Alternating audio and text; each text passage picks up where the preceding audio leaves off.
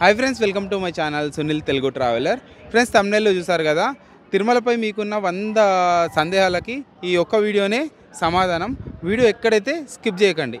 First of all మీకున్న సందేహాల్లో first నేను చెప్తున్నా, తిరుమలకి ఏ టైంలో విజిట్ చేయాలన్నది పెద్ద క్వశ్చన్ కదా. దానికి మీరు వీకెండ్లో అయితే ప్లాన్ చేసుకోకండి. వీకెండ్లో ఎట్లాగో ఫుల్ రష్ ఉంటుంది. మీరు వీక్ డేస్లో ప్లాన్ చేసుకోండి. ఇంకోటి, కొన్ని ఫెస్టివల్స్కి ప్లాన్ చేసుకోండి. ఆ టైంలో ఎవ్వరు ఉండరు. ఇప్పుడు నేను కూడా ప్రజెంట్ ఫెస్టివల్ సీజన్లో వచ్చిన సంక్రాంతి రేపు. సో ఈ టైంలో ఎంత ఖాళీగా ఉంది చూడండి, అస్సలు క్రౌడ్ అనేదే లేదు.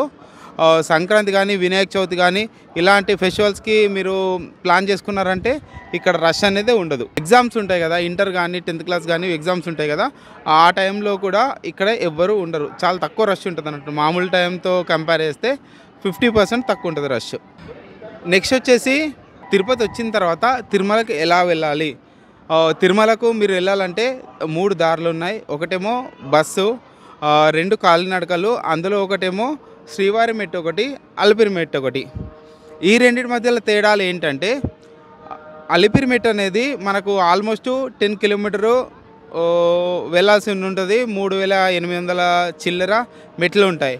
సో ఇది వచ్చేసి లాంగెస్ట్ వే, బట్ ఈజీగా నడుచుకుంటూ వెళ్ళొచ్చు. మనకు ఆల్మోస్ట్ ఒక 500-1000 స్టెప్స్ వరకు కష్టం ఉంటుంది. ఆ తర్వాత మొత్తం రోడ్డు లాగానే ఉంటుంది. జస్ట్ మనము మెట్లు ఎక్కినట్టు కాకుండా నడుచుకుంటూ వెళ్ళడానికి వీలుంటుంది. నెక్స్ట్ వచ్చేసి శ్రీవారి మెట్టు. శ్రీవారి మెట్టు ఏంటంటే, మనకు తిరుమల నుంచి ఒక 18 కిలోమీటర్ల దూరంలో నడక మార్గం ప్రారంభం అవుతుంది. అక్కడ నుంచి మనకు జస్ట్ 2 కిలోమీటర్ పైకి వస్తే మనకు తిరుమలకు వచ్చేస్తాం అన్నట్టు. అది ఎలా ఉంటుందంటే, చాలా కష్టంగా ఉంటాయి మెట్లు. ఇట్లా నిలుగా మనము నిచ్చెన వేసుకుంటాం కదా, నిచ్చెన వేసుకున్న లాగా ఉంటాయి. మీకు మళ్ళీ ఇంకో డౌట్ కూడా రావచ్చు, అయితే మరి 2 మెట్ల మార్గం ఉన్నాయి కదా, ఏ మార్గం అయితే వెళ్ళాలి మేము అని చెప్పేసి. కొద్దిగా కష్టమైనా తొందరగా వెళ్ళాలనుకుంటేనేమో శ్రీవారం మెట్టుకి వెళ్ళండి. లేదు లాంగ్ అయినా సరే సులభంగా వెళ్ళాలనుకుంటే మాత్రం మీరు అలిపిరి మెట్టు నుంచి రండి. ఓకే, ఇక్కడికి మీకు పైకి వెళ్ళాలనేది క్లియర్ అయింది అనుకుంటా. ఇంకో మార్గం వచ్చేసి బై బస్ అన్నాను కదా, తిరుమలకైతే చాలా బస్సెస్ ఉంటాయి. మీకు నిమిషానికి ఒక బస్ అన్నట్టు ఉంటుంది. ఈజీగా మీరు పైకి రావచ్చు. నెక్స్ట్ వచ్చే క్వశ్చన్ ఏంటంటే, టికెట్స్ లేవు ఎలా అని చెప్పేసి కదా.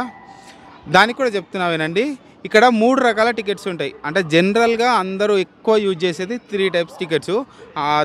దాని తర్వాత ఇంకా వేరే దర్శనాలకి ప్లస్ ఇంకా ఎక్కువ కాస్ట్ పెట్టి వెళ్ళేటివి ఉన్నాయి. బట్ నేను అవి చెప్పట్లే. నార్మల్గా సర్వసాధారణంగా అందరికీ కావాల్సినవి చెప్తున్నా. ఒకటేమో 300 rupees special entry Darshan. Next వచ్చేసి దివ్య దర్శనము. మూడోది వచ్చేసి సర్వదర్శనము. ఓకేనా? ఈ మూడింటికి కూడా తేడాలు చెప్తా వినండి. ప్రత్యేక దర్శనం అనేదేమో 300 రూపాయల టికెట్. టీటీడీ వాళ్ళు ఆన్లైన్లో స్లాట్లు ఓపెన్ చేస్తారు. ఆ టైంలో మనం బుక్ చేసుకోవాలి. సో ఆ టైంలో దొరకలేదు అనుకుంటే మాత్రము మనం నెక్స్ట్ మంత్కి ప్లాన్ చేసుకోవాలి. లేదు కంపల్సరీ వెళ్ళాలనుకుంటే మాత్రము నేను మిగతా 2 చెప్తున్నాను కదా, దివ్య దర్శనం ఒకటి ఆప్షన్లో ఉంటుంది, సర్వదర్శనం ఒకటి ఆప్షన్లో ఉంటుంది మనకి. ఓకే, మీకు 300 రూపీస్ అర్థమైంది కదా. ఓకే, నెక్స్ట్ వచ్చేసి దివ్య దర్శనం టికెట్. చాలామంది కన్ఫ్యూజ్ అవుతారు ఇది ఏంటి అని చెప్పేసి.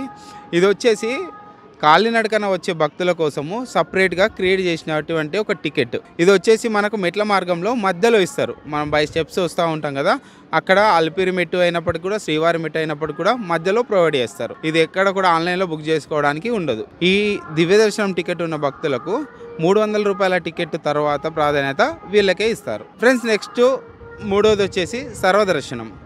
ఈ సర్వదర్శనం అనేది ఏంటంటే, ఎలాంటి టికెట్ లేకున్నా కూడా క్యూ లైన్లో వెళ్ళడానికి వీలున్నటువంటి దర్శనాన్ని మనము సర్వదర్శనము అని అంటాము. ప్రజెంట్ సర్వదర్శనము ఎలా ఉంది అని అంటే, మనము తిరుపతికి వచ్చిన ఎంబటే, అంటే తిరుమల పైకి రాకుండా కొండ కిందే ఉంటే మనకు 3 ప్లేసెస్లో ఇస్తున్నారు ఈ సర్వదర్శనం టికెట్స్. ఒకటేమో మనకు శ్రీనివాసం దగ్గరలో ఇస్తున్నారు, విష్ణువాసంలో ఇస్తున్నారు, ఇంకోటి శ్రీదేవి భూదేవి కాంప్లెక్స్లో ఇస్తున్నారు. ఈ 3 ప్లేస్లలో మనకు సర్వదర్శనం టోకెన్స్ ఇస్తున్నారు.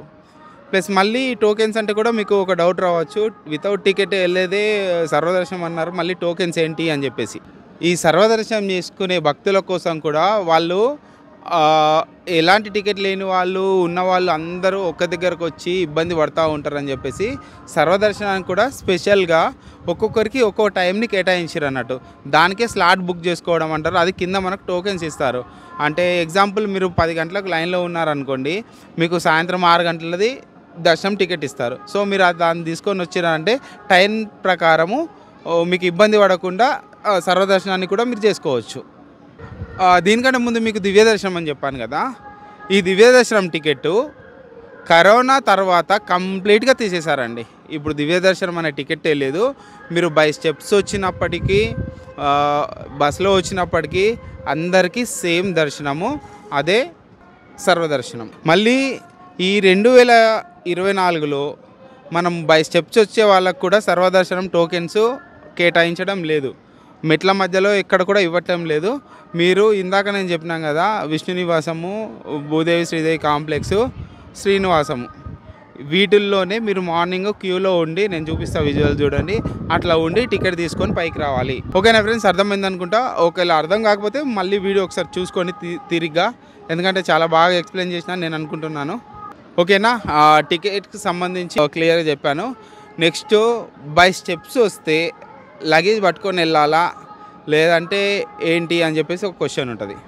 సో మీరైతే ఎప్పుడైతే స్టెప్స్ పై నుంచి వస్తామని అనుకుంటారో, ప్రతి స్టెప్స్ అంటే ఇప్పుడు ప్రతి స్టెప్స్ అంటే మనకు 2 స్టెప్ మార్గాలు ఉన్నాయి కదా, మెట్ల మార్గాలు. ఒకటి శ్రీవారి మెట్టు, ఇంకోటి అలిపిరి మెట్టు. ఇవి 2 స్టార్టింగ్ పాయింట్లోనే మనకు లగేజ్ కౌంటర్స్ ఉంటాయి. మనం ఈ లగేజ్ కౌంటర్స్ ఇస్తే విజువల్లో వస్తుంది చూడండి. లగేజ్ కౌంటర్స్లో మనం ఇచ్చేస్తే అక్కడ వాళ్ళు మనకు ఒక ట్యాగ్ వేసి మన బ్యాగులన్నీ అక్కడ లాకర్లు తీసుకొని ఒక స్లిప్ ఇస్తారు మనకు. ఆ స్లిప్ మన దగ్గర పెట్టుకొని మనం ఎప్పుడైతే బై స్టెప్స్ పైకి వస్తామో కొండపైకి వచ్చిన తర్వాత మళ్ళీ ఎగ్జాక్ట్లీ మనం ఎక్కడైతే మెట్ల మార్గం అయిపోతుందో అక్కడ పక్కకే మనకు లగేజ్ కౌంటర్, రికవరీ కౌంటర్స్ ఉంటాయి. సో అక్కడికి వెళ్ళి మన లగేజ్ తీసేసుకోవచ్చు. దీంతో పాటుగా చాలామందికి ఒక డౌటు, స్టెప్స్ మనం చెప్పులు వేసుకొని ఎక్కాలా లేదా ఎలా అని చెప్పేసి. ఎట్టి పరిస్థితిలో కూడా మనం బై స్టెప్స్ వచ్చే మార్గంలో మాత్రం చెప్పులు అయితే ఎవ్వరు కూడా వేసుకోకండి. పాదరక్షలు ఏం చేయాలని కూడా డౌట్ ఒకటి వస్తుంది, మరి ఇవేం చేయాలా, ఎట్లా పట్టుకోవాలని చెప్పేసి. ఇది కూడా నేను చూపిస్తున్నా చూడండి. ఎప్పుడైతే మీరు లగేజ్ కౌంటర్లో మీ బ్యాగులు ఇస్తారో ఒక కవర్ తీసుకొని ఆ కవర్లో మీ చెప్పులు కానీ షూ కానీ అన్నీ పెట్టుకొని అదే బ్యాగ్లో పెట్టేస్తే అది ఆటోమేటిక్గా కొండపైకి వస్తే మళ్ళీ బయట తీసుకున్న తర్వాత ఆఫ్టర్ దర్శనం తీసేసుకొని మీరు బయట తిరగాలనుకున్నప్పుడు చెప్పులు వేసుకోండి. ఫ్రెండ్స్, నెక్స్ట్ వచ్చేసి అకామిడేషన్ ఎలా అని చెప్పేసి కదా. సో ఇక్కడ కూడా 2 రకాలు ఉంటుంది. ఒకటి ఆన్లైన్లో మనం బుక్ చేసుకోవచ్చు. ఒకవేళ ఆన్లైన్లో కాలేదనుకోండి కొండపైకి వచ్చి ఆఫ్లైన్లో చేసుకోవచ్చు.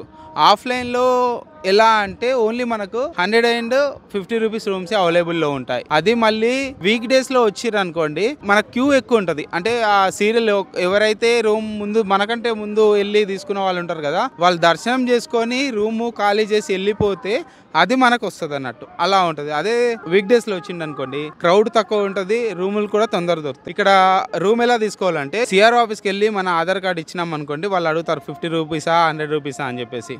సో మనం చూజ్ చేసుకోవాలి.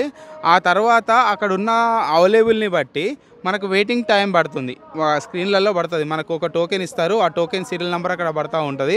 ఒకవేళ మన ఆ స్క్రీన్ దగ్గర లేకున్నప్పుడు కూడా మనం మొబైల్ నెంబర్ ఇస్తాం కాబట్టి మనకు రూమ్ ఎక్కడ అలర్ట్ అయిందని చెప్పేసి మనకు మన మొబైల్కి ఒక టెక్స్ట్ మెసేజ్ వస్తుంది.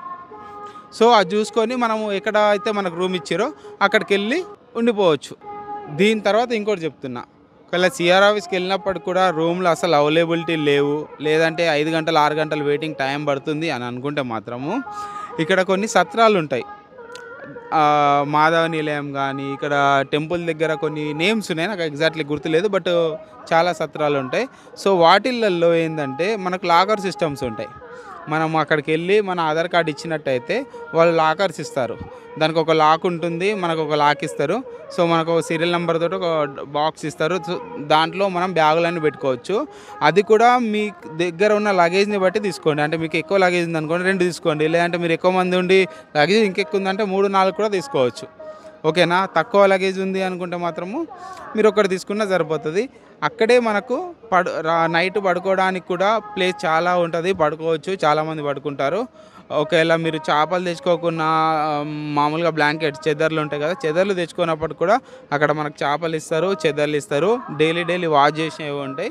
ఫైనల్గా వచ్చేసి అకామిడేషన్ అయిపోయింది, దర్శనం టికెట్స్ అయిపోయింది, అన్నీ అయిపోయినాయి. ఫుడ్ కదా, ఫుడ్ వచ్చేసి ఇగో నేను ఇక్కడ మాట్లాడుతున్నాను చూడండి, శ్రీ మాతృశ్రీ తడిగొండ వెంగమాంబ అన్న ప్రసాదం అని చెప్పి ఇక్కడ మీకు సో ఇక్కడ వచ్చేసి మార్నింగ్ మనకు ఇక్కడ స్క్రీన్ పైన ఇస్తా టైమింగ్ చూడండి. టిఫిన్ పెడతారు 10:30 వరకు. ఆఫ్టర్ 10:30 మనకు 11 నుంచి ఈవినింగ్ 4 వరకు మీల్స్ ఉంటాయి, అన్నం పెడతారు. ఆ తర్వాత 1 అవర్ రెస్ట్, అంటే 5 వరకు గ్యాప్ ఉంటుంది. ఆ 5 టు మళ్ళీ 11 వరకు మళ్ళీ మీల్స్ పెడతారు. నువ్వు అన్లిమిటెడ్ టైమ్స్ అన్లిమిటెడ్ ఫుడ్ తినవచ్చు. ఫుడ్కు ఎలాంటి ప్రాబ్లం లేదు, ఓకేనా. లేదు మా దగ్గర డబ్బులు ఉన్నాయి అనుకుంటే మాత్రము రోడ్డు మనం తిరుమల వీధులు ఉంటాయి కదా, చాలా అంటే చాలా ఫుడ్ స్టాల్స్ ఉంటాయి, అన్నీ ఉంటాయి. ఫుడ్కు అయితే ఇక్కడ ప్రాబ్లం అయితే క్రియేట్ కాదు. బట్ అక్కడ తినేదానికంటే ఇక్కడ నా బ్యాక్ సైడ్ కనిపిస్తుంది కదా, ఇక్కడికి వెళ్ళి శ్రీవారి ప్రసాదం తింటే మీకు బాగుంటుంది. మళ్ళీ కొండపైకి వచ్చిర్రు, ఫుడ్ అయిపోయింది, దర్శనం అయిపోయింది, అన్నీ అయిపోయినాయి, కొండపైన ఏమేమి చూడాలి అని ఉంటుంది. ఇక్కడ 5 క్షేత్రాలు ఉంటాయి కదా, కపిలతీర్థం, శ్రీవారి పాదాలు, శిలాతోరణము, చక్రతీర్థము, జాపాల ఆంజనేయ స్వామి టెంపుల్, పాప వినాశనము, పాతాళగంగ, ఇవన్నీ ఉంటాయి కదా. వీటికి వెళ్ళాలని కూడా ఒక డౌట్ వస్తుంది కదా. మీరు ఎక్కడున్నా సరే, ఏ రూమ్లో తీసుకొని రూమ్ల దగ్గర ఉన్నా సరే, లాకర్లు తీసుకొని లాకర్ల దగ్గర ఉన్నా సరే, వాటి బయటకు రాగానే, అంటే మీరుండే బిల్డింగ్ బయటకు రాగానే చాలా వెహికల్స్ ఉంటాయి, మనకు ఈ జీబులు ఉంటాయి కదా, జీబులు ఉంటాయి. ఒక్కొక్కరికి 150 రూపాయలు ఛార్జ్ చేస్తారు ఈ 6 తిరిగి రావడానికి. సో మీరు అట్లా కూడా గ్రూప్ ఉన్నారనుకోండి, ఒక వెహికల్ హైర్ చేసుకొని వెళ్ళొచ్చు. అలా కాకుండా ఇంకోటి ఉంటుంది, మనము హైదరాబాద్లో మనకు డైలీ బస్ పాసులు ఉంటాయి కదా, 1 డే పాసులు. అలానే ఇక్కడ ఆర్టీసీ వాళ్ళు పాసులు ప్రొవైడ్ చేస్తారు. 1 డేకి ఐ థింక్ 120 రూపీస్ ఏమో ఉండే, నేను లాస్ట్ టైం వెళ్ళినప్పుడు, ఈసారి వెళ్ళలేదు. ఆ పాస్ తీసుకొని మీరు ఏ బస్ అయినా చేంజ్ అవ్వుకుంటూ వెళ్ళొచ్చు. వెహికల్ హైర్ చేసుకొని వెళ్తే మాత్రం ఆయన ఆగం చేస్తాడు మనల్ని, తొందర రండి అని. అలా కాక మీరు ప్రశాంతంగా చూసి రావాలనుకుంటే మాత్రం ఆర్టీసీ బస్సులో వెళ్ళండి. మీకు ఇష్టం ఉన్నంత టైము మీరు ఉండొచ్చు అక్కడ. ఈ పాస్ తీసుకున్నామంటే ఒక బస్ ఎక్కినాము, అక్కడికి వెళ్ళినాం కదా, మళ్ళీ అదే బస్ ఎక్కాలని లేదు, ఏ బస్ అయినా ఎక్కొచ్చు, మల్టిపుల్ టైమ్స్ ఎక్కొచ్చు. ఓకేనా ఫ్రెండ్స్? వీడియో నచ్చితే మాత్రం please like, share and subscribe.